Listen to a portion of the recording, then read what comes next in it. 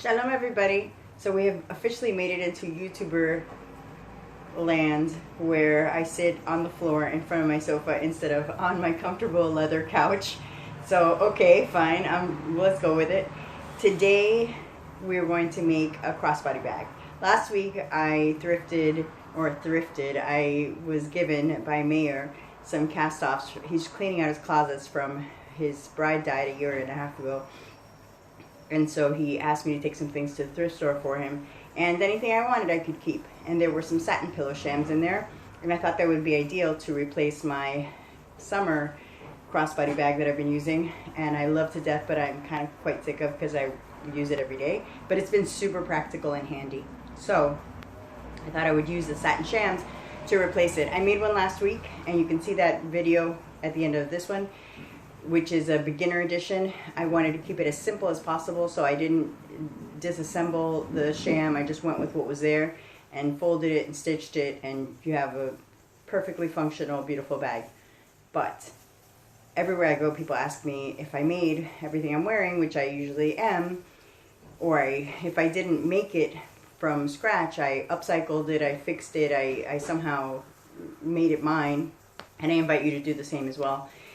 But because of that, I didn't really like how the shoulder bag worked. First of all, the benefit of the crossbody bag is I'm always moving. I'm a very kinetic person and dynamic, and my hands are always in motion, and so having a bag that's on my shoulder is really limiting because then I'm always concerned about it falling off. So I'm not really a big person on shoulder bags. I'd rather carry a handbag. Like for a fancy bag, I have a nice satchel type bag, like a medicine type bag. I really like that, and that's more my speed. Or a strap that's crossbody, because then my arms are free. And the other benefit is, particularly for something that is going to go with me to thrift stores or to the Shook, which is the open air marketplace. I've never encountered personal theft here. I've never seen it, except for I've seen a couple stripped down bicycles, but very rare, not like in America at all. But Mayor being Mayor, he's very wise and elderly. I think he's almost 90 years old. Anyway, he had me one time put in elasticized latches in the back pockets of his jeans so that he wouldn't be pickpocketed in the Shook. So I thought that was pretty clever and ingenious. But although I've never encountered personal theft here, I am aware that people do not respect personal space. People are right up against each other, and that may be a function of not having a lot of personal theft. People do not feel as uncomfortable being brushed against, where in the United States I think there is a high concern of personal theft, and so you're constantly watching if somebody's close to you or bumping up against you, they could be pickpocketing you, right? So again, I've never been pickpocketed in the United States either. I did lose my wallet once when I went to a club, but that was many years ago. In any event, I would rather have a crossbody bag than a shoulder bag like the one I made last week. I wanted to do that one for beginners. This is a little more advanced. It's also going to have a lining, but also a zipper. And the main thing that makes it more advanced is just time, because even though we're going to make it in a day, or like a couple of hours, I'm going to take it apart. And rather than seam rip to death, first of all, this fabric is very, I won't even say delicate, I'll just say cheap. So it runs quickly. So I'm not a big fan of spending ungodly amounts of time to seam rip every little stitch. Usually that fabric that's in the seam is useless anyway. If the item has been washed a couple times, it's frayed. Turn it inside out, cut those off, and because there's a pattern involved, that's what I noticed from the shoulder strap. I went with what was there, and it was badly sewn in the first instance from the factory. And as a result, of course, my shoulder bag came out crooked. I mean, the pattern is wonky. And then there's no greater hallmark of high quality than to have the patterns match exactly. Even though it came that way and I upcycled it purely, nobody on the street's going to know that. When they ask me, did you make that? And I say yes, it's going to look like I sewed it together badly. So I am going to do the second bag. Mayor had a second one. He unfortunately lost his sister this week, and so he was sitting Shiva, and I went to sit with him, and he had a second bag, and so he gave that to me, or a second pillowcase that I perceived as a bag. And so I'm going to turn that one into a crossbody bag. Also, the second items, which are the coordinating shams that were much larger, I'm going to stitch those together and come up with a bag that I can carry when I go on my fabric calls, or when people place orders with me and they need tailoring. I can drop it in those bags. My current bag is cute and lovely and functional, but way too small. So these will be the exact right size. So those won't be lined. They don't really need it. It's just something to carry clothes home. The crossbody bag will need a lining. Well, it doesn't need it, but it makes me happy. So I'm going to add a lining, I think. And so we'll see how it goes. All right, see you in a bit.